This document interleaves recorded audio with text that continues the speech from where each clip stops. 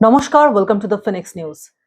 শুভেন্দু অধিকারীর আপ্তসহায়ক চন্দ্রনাথ রথ তার মৃত্যু হয়েছে অজ্ঞাত আততায়ীর গুলিতে। এই খবর এই মুহূর্তে গোটা পশ্চিমবঙ্গে ভাইরাল, এবং তার পর কি ঘটেছে, কিভাবে তাকে রেস্কিউ করে আনা হলো, হাসপাতালে নিয়ে যাওয়ার পথে তার মৃত্যু হলো, হাসপাতালে চিকিৎসকরা তাকে মৃত ঘোষণা করলেন, এরপর তার ময়নাতদন্ত হলো বারাসাত মেডিকেল কলেজে।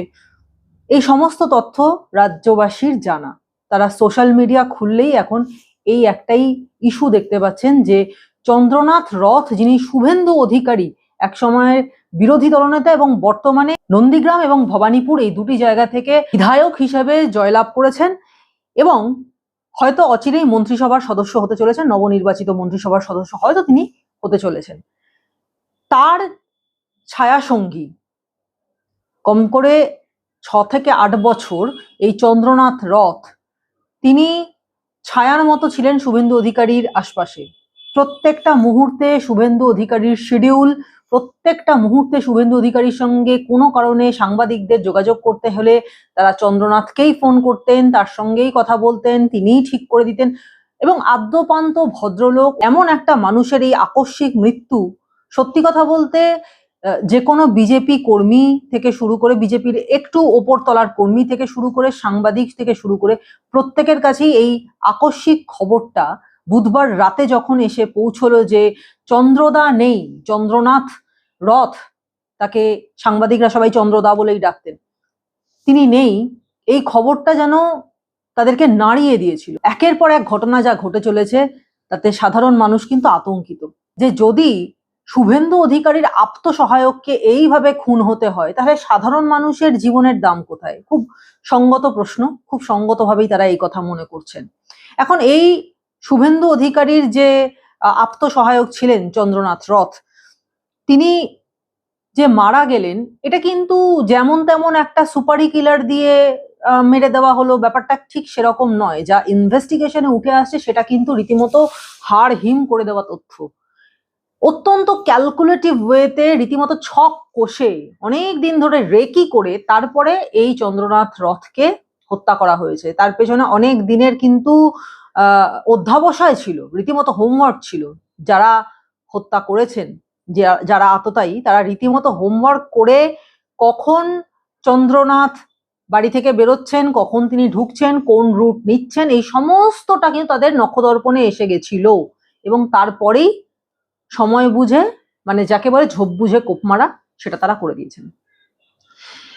যদিও শুভেন্দুবাবু এবং চন্দ্রনাথের পরিবার বিষয়টাকে এইভাবে আপাতত ডেসক্রাইব করেছেন বা বলেছেন, উল্লেখ করেছেন যে মমতা বন্দ্যোপাধ্যায় তিনি ভবানীপুর বিধানসভা থেকে হেরে গেছেন। গোটা তৃণমূলেরই খুব খারাপ অবস্থা এবারের ভোটে দেখা গেছে। তো ভবানীপুর বিধানসভা ছিল মমতা বন্দ্যোপাধ্যায় এবং শুভেন্দু অধিকারীর মধ্যে রীতিমতো প্রেস্টিজ ফাইট। সেই প্রেস্টিজ ফাইটের জায়গায় শুভেন্দু অধিকারীর কাছে হেরে গেছেন মমতা বন্দ্যোপাধ্যায়। এই হারের জ্বালা তারা ভুলতে পারছেন না এবং সেই কারণেই আজকে তার বলি হতে হলো চন্দ্রনাথকে। এটা মনে করছেন শুভেন্দু অধিকারী, এটা মনে করছেন হয়তো চন্দ্রনাথের মাও। কিন্তু তার মৃত্যুর কৌশল দেখে, যেভাবে ছক কষে রেকি করে তাকে হত্যা করা হয়েছে, তাতে কিন্তু যেমন তেমন করে তাকে হত্যা করে দেওয়া হলো, একটা বিহার থেকে কোনো সুপারি কিলার ডেকে এনে হত্যা করে দেওয়া হলো, ঠিক তেমনটা হয়নি। যা সিসিটিভি ফুটেজে আমরা দেখতে পাচ্ছি, আপনারা একবার দেখুন, তারপরে আমি ব্যাখ্যায় আসছি।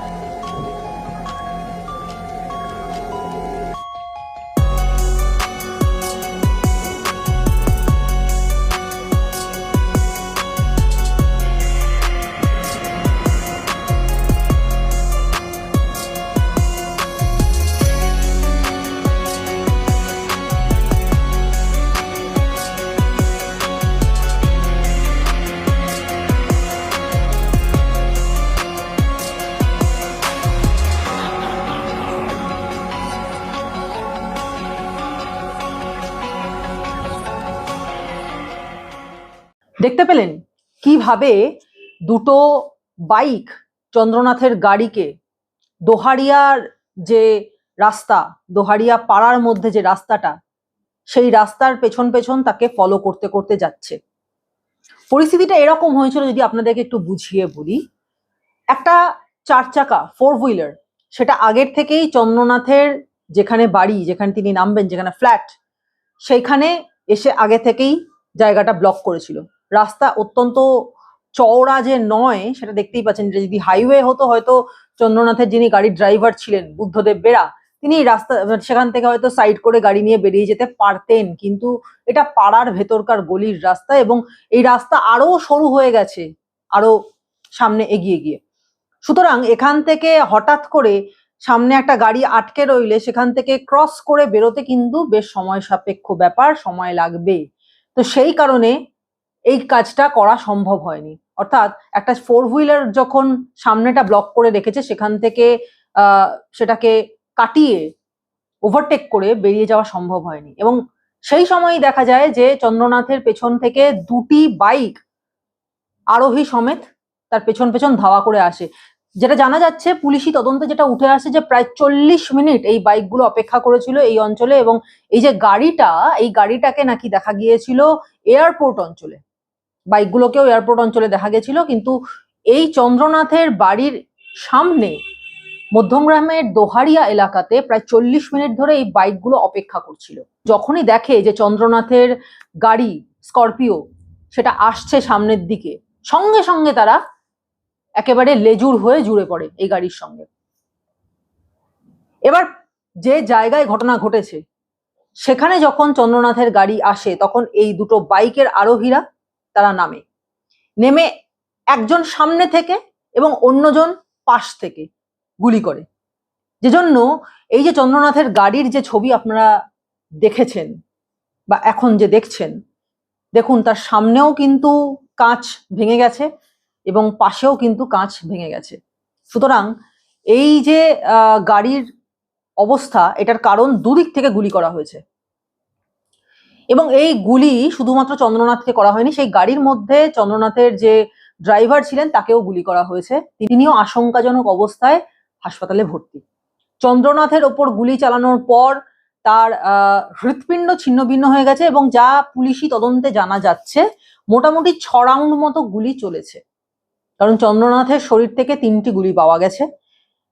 একটি গুলি তার হৃৎপিণ্ডে লাগে, হৃৎপিণ্ড ছিন্ন ভিন্ন হয়ে যায়, এবং অন্য 2টি গুলি লাগে তলপেটে। অন্যদিকে তার গাড়ির ড্রাইভার যখন তাকে বাঁচাতে আসেন, বুদ্ধদেব বেরা, তার গায়েও গুলি লাগে, তারও কাঁধ এবং ঘাড়ের সংযোগস্থলে গুলি লাগে, যার জন্য তার নার্ভাস সিস্টেম ড্যামেজ হওয়ার ভয়ঙ্কর আশঙ্কা রয়েছে। সেই জন্য তিনি কিন্তু এখনো স্থিতিশীল হতে পারছেন না। দ্বিতীয়ত, তার অন্ত্র এবং পাকস্থলীর মধ্যে গুলি বিঁধেছিল, সেটাকে বার করা হয়েছে। সুতরাং সেখানেও বেশ ভালো রকম ড্যামেজ হয়েছে, এবং সেখান থেকে সংক্রমণ ছড়ানোর আশঙ্কা ডাক্তাররা উড়িয়ে দিতে পারছেন না। কিন্তু সবচেয়ে বড় যে ড্যামেজ যেটা চন্দ্রনাথের হয়েছিল, সেই একই ড্যামেজ কিন্তু বুদ্ধদেব বাবুরও হয়েছে। বুদ্ধদেব বাবু এখনো আইসিইউতে মৃত্যুর সঙ্গে লড়াই করছেন। তার কাছে বারবার তিনি ঘোরের মধ্যে অনেক কিছু বলছেন, যেটা পুলিশের জবানবন্দির জন্য যথেষ্ট নয়, সেই জন্য পুলিশ তার জবানবন্দি নিতে পারছেন না। কিন্তু এই ঘটনার সবচেয়ে বড় সাক্ষী এখন চন্দ্রনাথ বাবুর এই ড্রাইভার বুদ্ধদেব বেরা। পুলিশ অপেক্ষা করে আছে, ডাক্তাররা প্রাণপণ চেষ্টা করছেন যে কোনো ভাবে যদি তাকে বাঁচানো যায়, বা তাকে যদি কিছুক্ষণের জন্য অন্তত সুস্থ স্বাভাবিক অবস্থায় ফিরিয়ে আনা যায়, তাহলে তার জবানবন্দি নেওয়া হবে, জবানবন্দি রেকর্ড করা হবে, যেটা ম্যাজিস্ট্রেট এসে রেকর্ড করবেন। এতটা গুরুত্বপূর্ণ, এতটা হাই ভোল্টেজ এই কেস। দুজনেরই একই সিমটম। চন্দ্রনাথ বাবুর অতিরিক্ত রক্তক্ষরণের ফলে মাল্টি অর্গান ফেলিওর হয়েছে এবং তাতে তিনি মারা গেছেন। এবং চন্দ্রনাথ বাবুর যিনি ড্রাইভার, তার এই রকমই একটা আশঙ্কা করছেন যে তারও হয়তো মাল্টি অর্গান ফেলিওর হয়ে যেতে পারে, কারণ যে পরিমাণ রক্তক্ষরণ তাদের হয়েছে, তাদের বেঁচে থাকাটা খুব মুশকিল। প্রায় জীবন মরণের প্রান্তে দাঁড়িয়ে রয়েছেন এখন চন্দ্রনাথ বাবুর ড্রাইভার, এবং এই মুহূর্তে ডাক্তারদের কাছে সবচেয়ে বড় চ্যালেঞ্জ হচ্ছে এই ভদ্রলোককে বাঁচানো। এবং এই দুজন ছাড়াও গাড়ির মধ্যে একজন তৃতীয় ব্যক্তিও ছিলেন। এবং আমাদের যখন আমরা সেখানে ফিনিক্স নিউজের পক্ষ থেকে কথা বলতে যাই, সেই পাড়ায় যখন যাই, আমরা দেখতে পাই যে পাড়া একেবারে থমথমে। মানুষ ভয়ে কথা বলতে পারছে না, মানুষ বাইরে বেরোতে ভয় পাচ্ছে, মানুষ মিডিয়া দেখলে ভেতরে ঢুকে যাচ্ছে, তারা কথা বলতে চাইছেন না, এতটা আতঙ্কিত হয়ে রয়েছেন। ভেবে দেখুন, এর আগেও আমরা অনেক প্রতিবেদন দ্য ফিনিক্স নিউজে আপনাদের দেখিয়েছি যেখানে মানুষ কথা বলতে ভয় পেয়েছে। তার কারণ সেই সময় তৃণমূল সরকার ছিল যারা রীতিমতো দমন পীড়ন অত্যাচার খুন জখম ইত্যাদি করতে তারা পিছুপা হতো না, সেই কারণে মানুষ কথা বলতে ভয় পেয়েছে। কিন্তু এখন তো তৃণমূল সরকার নেই, সাধারণ মানুষের ভোটে তৃণমূল সরকার এখন বিদায়ী সরকার, বিদায় হয়ে গেছে তার। এখনো পর্যন্ত তৃণমূলের যে অত্যাচার তাতে মানুষ ভয় পাচ্ছে। নতুন সরকার গঠন হওয়ার পথে, অর্থাৎ বিজেপি জয়যুক্ত হয়ে এসছে, কিন্তু তারপরেও বিজেপির এত বড় একজন হেভিওয়েট নেতা, তার আত্মসহায়ককে এইভাবে খুন হতে হলো রাত্রি 10:30টার সময় একটা পাড়ার মধ্যে। এই ব্যাপারটা কিন্তু সাধারণ মানুষকে রীতিমতো আতঙ্কিত করে দিয়েছে। তাদের কথা সরছে না, তারা কথা বলতে পারছেন না। কিন্তু একজন ছিলেন সেই অঞ্চলের মধ্যে, সেই এরিয়ার মধ্যে, তিনি তার পোষ্যদের খাওয়াচ্ছিলেন বাইরে বেরিয়ে। তিনি হঠাৎ করে একটা বাজি ফাটার মতো আওয়াজ শুনতে পান এবং তারপরে তিনি যখন দেখতে পান এরকম ঘটনা, যখন শুনতে পান গুলি করে বেরিয়ে গেল, গুলি করে বেরিয়ে গেল, তিনি সঙ্গে সঙ্গে ছুটে যান তার কয়েকজন বন্ধু বান্ধবকে নিয়ে এবং তারপরে এই চেহারা, এই ছবি দেখতে পান। একটি মতে দুটো বাইকই একই দিকে চলে যায় এবং অন্য মতে পুলিশকে যাতে বিভ্রান্ত করা যায় তার জন্য দুটো বাইক দুদিকে গেছে, অর্থাৎ একটি গেছে যশোর রোডের দিকে এবং অন্যটি গেছে নিউ টাউনের দিকে।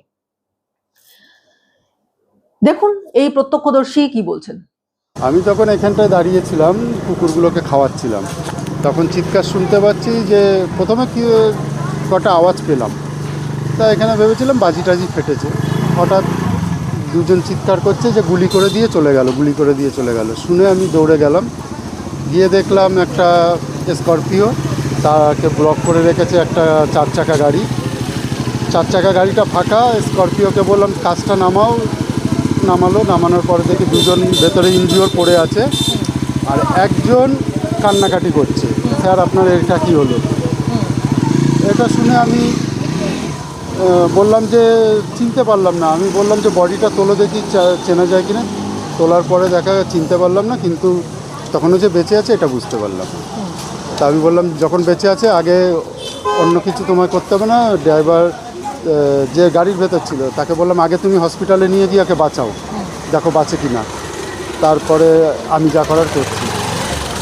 ওরা হসপিটালে নিয়ে সাথে সাথেই চলে গেল। গাড়ির ভেতরে যে ভদ্রলোক ছিল সেই চালিয়ে নিয়ে গেল। আমি থানায় ফোন করলাম, পুলিশ এলো, ইনভেস্টিগেশন। ওখানে 3টে কার্তুজ খোল পাওয়া গেছিলো গুলির, আমি সেগুলো অফিসারকে দিয়ে দিলাম, দেখিয়ে দিলাম, ওরা তুলে নিয়ে গেল। তারপরে তো এক এক করে সব এলো। আমিও আমার জেলা অফিস, বিজেপি জেলা অফিস, আমি একজন বিজেপি কার্যকর্তা, জেলা অফিসে ফোন করে জানালাম। তবে শুভেন্দুদা এলেন, বারাসাতের বিধায়ক শঙ্কর চ্যাটার্জি, রুদ্রনীল দা, তারপরে অর্জুন দা, সব তো এসছে, আপনারা জানেন, সকলেই এসছে। পরে তো এখন যা ইনভেস্টিগেশন চলছে আপনারা তো অফিসারের কাছে। আর একটা প্রশ্ন করতে চাই যে কেউ বলছেন দুটো বাইক যেটা সেটা একই ডিরেকশনে গেল, কেউ বলছেন যে দুটো বাইকের একটা গেল ওই দিকে সোজা, আর একদিকে একটা যশোর রোডের দিকে চলে গেল আর একটা নিউ টাউনের দিকে চলে গেল। এবার যারা প্রত্যক্ষদর্শী ওই সময়টা তারা বলতে পারবে।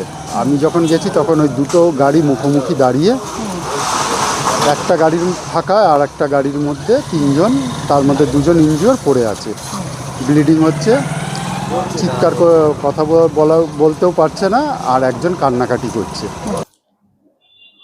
চন্দ্রনাথ রথের মৃত্যুর আগের অনেক ফুটেজ আস্তে আস্তে মানুষের হাতে আসছে, কিভাবে তার গাড়িটাকে ধাওয়া করা হচ্ছে সেই ফুটেজ আপনারা দেখেছেন। কিন্তু আপনারা গাড়িতে যখন তাকে গুলি করা হলো সেই ফুটেজ আপনারা দেখতে পাননি। অথচ যে জায়গায় তাকে গুলি করা হলো সেই জায়গায় কিন্তু একটা সিসিটিভি ক্যামেরা ফিট করা রয়েছে, কিন্তু তারপরেও কেন দেখা গেল না, কোনো ফুটেজ কেন পাওয়া যাচ্ছে না? তার কারণ একটা অদ্ভুত অঙ্ক এখানে কাজ করছে। অঙ্কটা হলো এইরকম যে যখন চন্দ্রনাথ বাবুর গাড়ির ওপর অ্যাটাক, সেই সময় এই যে সিসিটিভি ক্যামেরা, সেই ক্যামেরার বন্ধ করে রাখা হয়েছিল, বন্ধ করে রাখা হয়েছিল। সেই কারণে সেখানে কোনো ফুটেজ নেই, সেই ফুটেজ পাওয়া যাচ্ছে না। এবং যে জায়গায় দাঁড়িয়ে এই ঘটনা ঘটলো সেই জায়গা আরেকটা কারণে গুরুত্বপূর্ণ, কারণ সেই জায়গাটা হলো ওই অঞ্চলের কাউন্সিলরের বাড়ি, তৃণমূল কাউন্সিলরের বাড়ি। এবং সেই কাউন্সিলরের বাড়ির সামনেকার ফুটেজ সেখানকার ক্যামেরা বন্ধ করে রাখা হয়েছিল। অদ্ভুত একটা অঙ্ক এখানে কাজ করছে, মনে হচ্ছে যেন অঙ্কটা মিলতে পারে অথচ মিলছে না। যেহেতু এই ঘটনাস্থল থেকে বাংলাদেশের বর্ডার খুব একটা দূরত্বে নয়, সেই কারণে বিএসএফ এর ডিজি প্রবীণ কুমার নিজে এই তদন্তে অংশগ্রহণ করেছেন, তিনি নিজে এই তদন্ত করছেন এবং তার বাইরে সিআইডি এই তদন্তে নেমেছে, রাজ্য পুলিশ রয়েছে তদন্তের মধ্যে এবং আলাদা করে একটি সিট গঠন করা হয়েছে। সিআইডির আধিকারিকরা নমুনা সংগ্রহ করছেন, প্রমাণ একত্র করছেন এবং জোর কদমে তদন্ত চলছে। আমরা ইনভেস্টিগেশন স্টার্ট করেছি। যে গাড়ি ক্রাইম মধ্যে ব্যবহার হয়েছে সেই গাড়িটা সিজ করা হয়েছে। সেটা দেখে মনে হচ্ছে যে ওই গাড়ির নাম্বার প্লেটটা টেম্পার করা হয়েছে। সেই শিলিগুড়িতে গাড়ি একটা রেজিস্টার্ড, সেইটা নাম্বার প্লেট এখানে ব্যবহার করা হয়েছে, কিন্তু এটা ফেক নাম্বার প্লেট। আমরা যে ফায়ার্ড কার্ট্রেজ আছে কিংবা লাইভ রাউন্ডগুলো পেয়েছি, বাদ বাকি জিনিসটা আমরা আই উইটনেস সব কিছু দেখে আমরা ইনভেস্টিগেশন মধ্যে এগোচ্ছি। এই মুহূর্তে এর থেকে বেশি বলা সম্ভব না, আমরা ইনভেস্টিগেশন এগোচ্ছি। মোট কথা, চন্দ্রনাথ রথের এই মৃত্যু কিন্তু মোটেই স্বাভাবিক নয়। কেউ খুব সুপরিকল্পিতভাবে এখানে নিজের হাতের ছাপ মুছে ফেলার চেষ্টা করছে, সেটাও কিন্তু সত্যি। কিন্তু এটাই একমাত্র ঘটনা নয়। চন্দ্রনাথ রথের মৃত্যু হলো রাত্রি 10:30টার সময়। এই খবর যখন সাংবাদিকদের কাছে এসে পৌঁছলো, তারপর থেকে গোটা রাতটা একের পর এক ঘটনার খবর সাংবাদিকদের কাছে এসেছে, যাতে তারা সারা রাত্রি দু চোখের পাতা এক করতে পারেননি। কি কি খবর? সেই খবরগুলো চন্দ্রনাথ রথের মৃত্যুর সামনে হয়তো একটু কম গুরুত্বপূর্ণ, হয়তো একটু কম গুরুত্ব পেয়েছে। কিন্তু যদি আজকে চন্দ্রনাথ বেঁচে থাকতেন, তিনি যদি ক্ষতিগ্রস্ত না হতেন, তিনি যদি আজও শুভেন্দুবাবুর আত্মসহায়ক হিসেবে ডিউটিতে থাকতেন, তাহলে এই খবরগুলো হয়তো অনেক বেশি গুরুত্ব পেত। খবরগুলো এরকম যে বসিরহাটে বিজেপি কর্মী রোহিত রায়কে গুলি করা হয়েছে। তিনি তার জবানবন্দি দিয়েছেন, দেখুন তিনি কি বলছেন। আমরা বিজেপির ফ্ল্যাগ লাগাচ্ছিলাম পাড়ায়, একটাও ফ্ল্যাগ নেই। ওরা লাগানোর পরে ওরা দেখি 4-5 জন ছিল, সব ভোলাবুধোর ছেলে মিলে 4-5 জন ভোলাবুধো অনেক ছিল, কিন্তু আমি অতটা থেকে গুলি চালিয়েছি। আমি পালিয়ে এসেছি, 8-10 জনের ছিল, পুরো পাতালে গুলি করে একদম। আমি তার মধ্যে দুটো আমার সামনে যে একটা গুলি চালিয়েছে, আমি পিছন করে দৌড়তে গেছি, পিছন দিকে একটা মেরেছে হয়তো, আমি জানি না। আমি তখন হসপিটালে গুলি চালিয়েছে তোমাকে গুলি চালিয়েছে। হ্যাঁ, যারা যে সবাইকে চিনতে পারে। তোমার এই বড়, ওর নাম বড়, এলিট ক্লাবের বাড়ি। ওর কি ভালো নাম আমি জানি না। ওই আমাকে ও গুলি চালিয়েছে, জাইনুর ছিল, জাইনুর গুলি চালিয়েছে। আর ভোলা না দাঁড়িয়েছিল, সন্তু ওই স্টেশনের ওই বাসটার বাড়ি। ভোলা ছিল, উজ্জ্বল ছিল, ভোলা ছিল, ওরা 8-10 জন ছিল, অনেক জ্ঞান ছিল। আমরা যেহেতু আমরা ছিলাম, আমরা 8-10 জন ছিলাম। আর আমরা তাদের 10-12 জন বেশি ছিল। ওরা গুলি চালিয়েছে ওখানে 3 জন। তিনিও এই মুহূর্তে হাসপাতালের বিছানায় শুয়ে মৃত্যুর সাথে পাঞ্জা লড়ছেন। এখানেই শেষ নয়, বরানগরে এক বিজেপি কর্মী, তাকে ছুরিকাঘাত করা হয়েছে, তারও অবস্থা আশঙ্কাজনক। মনে করছেন এখানে শেষ? শেষ নয়, আরো আছে। এবার অত্যন্ত গুরুত্বপূর্ণ একজন বিধায়ক, তাকে আমরা কাকিমা বলে চিনি, একদম ঠিক ধরেছেন, অভয়ার মা, পানিহাটির বিধায়িকা রত্না দেবনাথ। তার বাড়ির সামনে বম্বিং হয়েছে। কোন জায়গা সেটা এক্স্যাক্টলি আমি বলে দিচ্ছি। পানিহাটি সেন্ট জেভিয়ার স্কুলের সামনে বম্বিং হয়েছে, সেখানে 3 জন আহত হয়েছে। জানা যাচ্ছে জয় সাহা বলে একজন, তিনি পানিহাটিতে যখন বিজেপির প্রচার চলেছে সেই সময় রত্না দেবনাথের সঙ্গে সারাদিন ছায়ার মতো থাকতেন। তিনি রত্না দেবনাথের প্রচারের অত্যন্ত গুরুত্বপূর্ণ একজন সঙ্গী ছিলেন। তাকে জখম করা হয়েছে এবং তার বাইরে আরো 3 জন, তাদের নাম রাকেশ গোস্বামী, শুভব্রত বসু এবং সুরিন্দর তিওয়ারি। ঘটনাস্থল পানিহাটির নবনির্বাচিত বিধায়িকা রত্না দেবনাথের বাড়ির কাছাকাছি, সেখানেও বম্বিং হয়েছে। সংকটাপন্ন অবস্থায় তারা আপাতত সাগর দত্ত মেমোরিয়ালে ভর্তি। এই কজন তো বটেই, তার বাইরেও আরো অনেকে জখম হয়েছেন অল্প স্বল্প, তাদেরকে সাগর দত্ত মেমোরিয়াল হাসপাতালে ভর্তি করা হয়েছে, তাদের চিকিৎসা চলছে। বেশিরভাগ ক্ষেত্রেই এদের পায়ের জখম হয়েছে, পায়ের ওপরে বোমা পড়েছে এবং তার যা ছবি আমরা পেয়েছি সেই ছবি আমরা আপনাদেরকে দেখাতে পারবো না, কারণ রীতিমতো তাতে আপনাদের ভয় হবে এবং সেটা দেখানো সম্ভব নয়, এতটাই ভয়াবহ সেই ছবি। তাতে যে ক্ষতি হয়েছে, যে ক্ষয়ক্ষতি হয়েছে বা যেভাবে ইনজিওর্ড হয়েছেন এনারা, সেই ছবি আপনাদেরকে দেখানো যাচ্ছে না। একই রাতে কলকাতার উপকণ্ঠে এতগুলো জায়গায় এতগুলো ঘটনা পরপর পরপর ঘটে গেল, মানে একটা জায়গা থেকে অন্য জায়গায় নজর সরানো যাচ্ছে না, মানে এইদিকে নজর রাখলে ওইদিকে ঘটনা ঘটছে, ওদিকে নজর রাখলে অন্যদিকে ঘটনা ঘটছে। একটা রাতের মধ্যে এতগুলো ঘটনা পরপর ঘটে গেল। এটা কি নেহাত কাকতালীয়? এর কি কোনো যোগসূত্র নেই একটার সঙ্গে অন্য ঘটনার? আশঙ্কা করা হচ্ছে যে জামাতি বা জেহাদি শক্তিরা তো রয়েইছে, তার সঙ্গে ডিপ স্টেট ভীষণভাবে চেষ্টা করছে পশ্চিমবঙ্গে অপারেট করার, এবং এই সমস্ত দুর্নীতির যিনি মাথায় বসে আছেন, হীরক রানী, যিনি এতদিন রাজ্যের মসনদে বসে দুর্নীতিতে, অপদার্থতায়, হিংসায় এই গোটা রাজ্যটাকে একেবারে তছনছ করে দিয়েছেন, তিনি এই হারের বদলা নেওয়ার জন্য, এই হারকে মানতে না পেরে রাজ্যের মধ্যে একটা দাঙ্গা বাঁধানোর প্রচেষ্টায় রয়েছেন। যদিও বিজেপির যারা কর্মকর্তারা রয়েছেন, বিজেপির যারা শীর্ষ নেতৃত্ব রয়েছেন, তারা বারবার বলছেন যে আপনারা শান্ত থাকুন, আপনারা নিজেদের হাতে আইন তুলে নেবেন না। বারবার আমরা দেখেছি সজল ঘোষ, আমরা দেখেছি বিজেপির রাজ্য সভাপতি শ্রমিক ভট্টাচার্য, তারা বলছেন যে তারা এর প্রতিকার করবেন। আপনারা ফিনিক্স নিউজেই শুনতে পেয়েছেন যে প্রাক্তন এনএসজি কমান্ডো এবং বর্তমানে তিনি উত্তরপাড়ার সাংসদ দীপাঞ্জন চক্রবর্তী, তিনি আমাদের ফিনিক্স নিউজকে কি বার্তা দিয়েছেন। তিনি কিন্তু বলেছেন যে সবকিছুর পাল্টা হিসাব নেওয়া হবে। যেরকম ভাবে যা মোডাস অপারেন্ডি, কাজ করার ধরন, কর্মশৈলী, এটা পরিষ্কার বোঝা যাচ্ছে প্রফেশনাল খুনি অথবা কোনো ইসলামিক জেহাদিদের দিয়ে মারিয়েছে। এর বদলা আমরা নেব, এর প্রতিটা রক্তবিন্দুর আমরা হিসাব নেব। সুতরাং শান্তি বজায় রাখার কথা এই জন্যই বলা হচ্ছে, কারণ রাজ্যে যদি এখন একটা সরকার এখনো গঠন হতে পারেনি, তার আগে যদি একটা বিরাট বড় দাঙ্গা লেগে যায়, তাহলে সেটা কারোর জন্যই কিন্তু মঙ্গলময় নয়। সেই কারণে তাদেরকে শান্ত থাকতে বলা হচ্ছে। কিন্তু স্বাভাবিকভাবেই যারা তৃণমূল স্তরের কর্মীরা রয়েছেন বিজেপির, তারা শান্ত থাকতে পারছেন না, তার কারণ এই ঘটনাগুলো তাদেরকে ফেস করতে হচ্ছে। যে ঘটনা বুধবার রাত্রি থেকে গোটা রাত্রি জুড়ে ঘটে গেল, এই ঘটনাগুলোতে বিজেপি কর্মীরা যদি বা শান্ত থাকতে পারেন, সাধারণ মানুষ তো শান্ত থাকতে পারছে না। সাধারণ মানুষ রীতিমতো আতঙ্কিত হয়ে পড়ছেন, তারা প্যানিক করছেন, তারা বলছেন যে এই গান্ধী নীতির কি প্রয়োজন আছে? কিন্তু নিশ্চয়ই কোনো প্রয়োজন আছে। সেই কারণেই হয়তো নবনির্বাচিত যে সরকার, বাংলা যাকে নিয়ে এসেছে নিজেদের সরকার হিসেবে, তারা এই শান্তির পথে এই মুহূর্তে চলতে চাইছেন। কিন্তু সরকার গঠন হওয়ার পর তারা ঠিক কি ভূমিকা নেন সেটাও কিন্তু দেখার, সাধারণ মানুষ সেদিকেই তাকিয়ে রয়েছে। তবে একটা ভালো খবর আপনাদের জন্য এই মুহূর্তে আছে, সেটা দিয়ে দিই।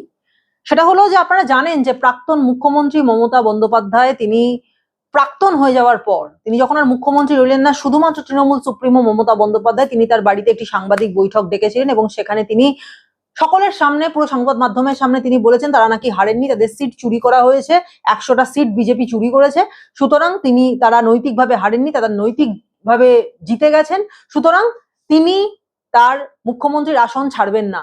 আমাদের 100 সিট জোর করে লুট করা হয়েছে। কেন, কিসের জন্য? আমরা তো হারিনি যে যাব। হারলে আমি যদি শপথ নিতে যেতাম তাহলে আমি রেজিগনেশনটা করতাম। এখন তো কোয়েশ্চেন ডাজন্ট অ্যারাইজ। জোর করে দখল করে যদি কেউ মনে করে যে আমি কি রেজিগনেশন দিতে হবে, no, not that.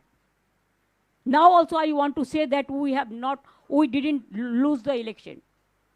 It is their forceful attempt to defeat us. তিনি এই কথা স্পষ্ট করে দিয়েছেন, ফলে একটা বিশৃঙ্খলা তৈরি হয়েছিল যে এ কেমন কথা, হেরে গিয়েছেন তারপরেও বলছেন সিট ছাড়বেন না। কিন্তু এই যে সমস্যাটা তৈরি হয়েছিল, এটা একটা সাংবিধানিক সংকট হয়ে উঠতে পারত, কিন্তু আমাদের দেশের মহান যে সংবিধান রয়েছে সেখানে প্রত্যেকটা সংকটের নিবারণও রয়েছে। যদি ভদ্রভাবে প্রাক্তন মুখ্যমন্ত্রী মমতা বন্দ্যোপাধ্যায় তিনি তার নিজের পদ থেকে রেজিগনেশন দিতেন, তিনি রেজিগনেশন দিতে চাননি, কিন্তু তিনি যদি এটা দিতেন তাহলে এই রকম অপমানের মুখোমুখি তাকে হতে হতো না। কিন্তু তিনি তো কিছুতেই না শুনতে অভ্যস্ত নন। তিনি তার গোটা রেইনে কখনো না শুনতে অভ্যস্ত ছিলেন না। তিনি যেটা বলবেন সেটাই হবে। তিনি ডিক্টেটরশিপ চালিয়ে এসছেন 15টা বছর ধরে। সেই কারণে রাজ্যপাল রবি নারায়ণ রবি তিনি ভারতীয় সংবিধানের 174 নম্বর অনুচ্ছেদের 2 নম্বর দফার খ উপদফা অনুযায়ী প্রাপ্ত ক্ষমতা প্রয়োগ করে পশ্চিমবঙ্গের বিধানসভা এবং আইনসভা ভেঙে দিয়েছেন। সেই নির্দেশ তিনি দিয়েছেন এবং ইতিমধ্যেই সেই নির্দেশিকার যে কপি সেটা আমাদের হাতে পৌঁছেছে, আপনারা দেখতে পাচ্ছেন। ফলে কার্যত 17তম বিধানসভার কার্যকাল আনুষ্ঠানিকভাবে ইতি হয়ে গেল এবং 25শে বৈশাখ যখন বাংলায় 18তম বা 18তম বিধানসভা মন্ত্রিসভা গঠন হবে, তখন থেকে আবার নতুন করে মুখ্যমন্ত্রীর শাসন বাংলায় চালু হবে এবং মাঝখানের এই দুটো দিন বাংলা থাকবে রাজ্যপালের হাতে, রাজ্যপালের শাসনে। কি হচ্ছে তা আমরা দেখতে পাচ্ছি, কিন্তু কি হবে বা কি হতে চলেছে সেটা আমাদের দেখতে হবে এবং এই দুদিন অত্যন্ত সাবধানে থাকতে হবে যাতে নবনির্বাচিত বাংলার প্রথম বিজেপি সরকার ক্ষমতায় আসার পর, অফিসিয়ালি দায়িত্ব নেওয়ার পর সঠিকভাবে সব বিষয়ের বিচার বিবেচনা করে স্টেপ নিতে পারেন, সাধারণ মানুষকে সুরক্ষা দিতে পারেন, সাধারণ মানুষকে শান্তি দিতে পারেন, যাতে সাধারণ মানুষ, বাংলার মানুষ, তারা নিজেদের উন্নতির পথের দিকে এগিয়ে যেতে পারে। সুতরাং কিভাবে সেগুলো হবে, কিভাবে এই হিংসা, এই গুন্ডারাজ, এইসবকে কড়া হাতে দমন করবে বিজেপি, তাহলে কি এখানেও যোগী রাজত্বের যে technique, bulldozer technique, encounter technique, সেটাই চলবে? মানে আমাদের রাজ্যটা কি এখন সেই বুলডোজার বা এনকাউন্টারের দিকেই এগিয়ে চলেছে? এর উত্তর এখন আমাদের জানা নেই। তবে যা পরিস্থিতি হচ্ছে তাতে মনে হয় কড়া হাতে দমন না করলে এই গুন্ডাদের গুন্ডাগিরি, হিংসা, এগুলোকে শুধুমাত্র গান্ধীবাদী নীতিতে, শান্তির নীতিতে মোটেই মোকাবিলা করা যাবে না।